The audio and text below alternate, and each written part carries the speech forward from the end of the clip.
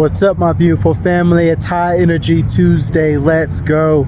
Success costs more than you budgeted for. Like, a lot of us don't realize that, that when we're moving through life, that if we have goals, if we have things that we're after, we can set aside what we're willing to do in order to reach those goals, but it's always going to cost more. Find someone around you that has been successful and ask them that question. Did success cost you more than you anticipated? Ask yourself that question, because you've been successful at something in life. Ask yourself, did it cost you more than you thought it would cost? And I can tell you that out of 9 out of 10 times, it's going to cost more than you budgeted for. And so how do you get to that place of where you can consistently hit success, even though you know that it's going to overextend your budget? Well, one is, how do you deal with loss? What are your coping skills that you have in order to deal with loss, to get back in shape or back into a place to where you can begin motion again in the direction where you need to go? And the other is that energy is not enough. And so you can stir your coffee, you can drink your energy drink, and you can say, all right, I'm ready to go, and jump back in there. But energy is not enough. You have to be connected to the reason why you're chasing success in the first place.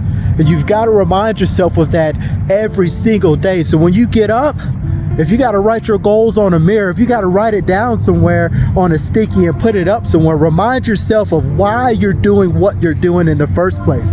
Don't just put your goals up and say, you know what, my goal is to do this, this, and this. Remind yourself why you're doing it. Is it for you? Is it for your faith? Is it for your children? Is it for legacy? Is it for some greater purpose? Is it for something that you got to prove to yourself? Like, what is the reason behind your goals? Because that is what is going to give you the sustenance to keep going. Don't just rely on some energy out of a can or some energy out of a coffee pot, because that is not going to be enough. So how do you cope with loss? How do you deal with loss? And then how do you get to a place where you can stay connected to why you're doing the things you're doing in the first place? So I'm in school right now, and I took a pretty hard grade.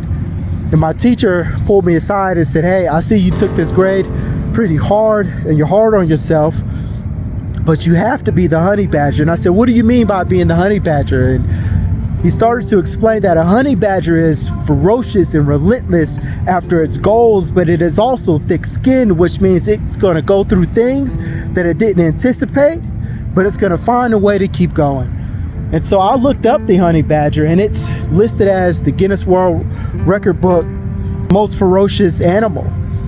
And that just threw me for a loop just looking at that. And so I looked at some videos watching the honey badger, and I see this honey badger was after some larvae, and it was getting stung by hundreds of bees at one time, but it kept going until it was successful.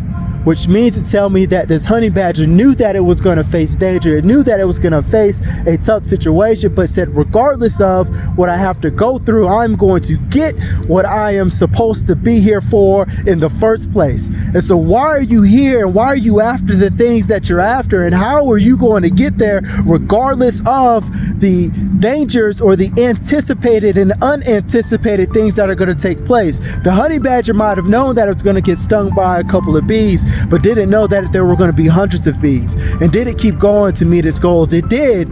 It did. Not every challenge in life is going to be easy. Not every variable that you anticipate is going to happen in the way, in the form that you anticipate for it to happen.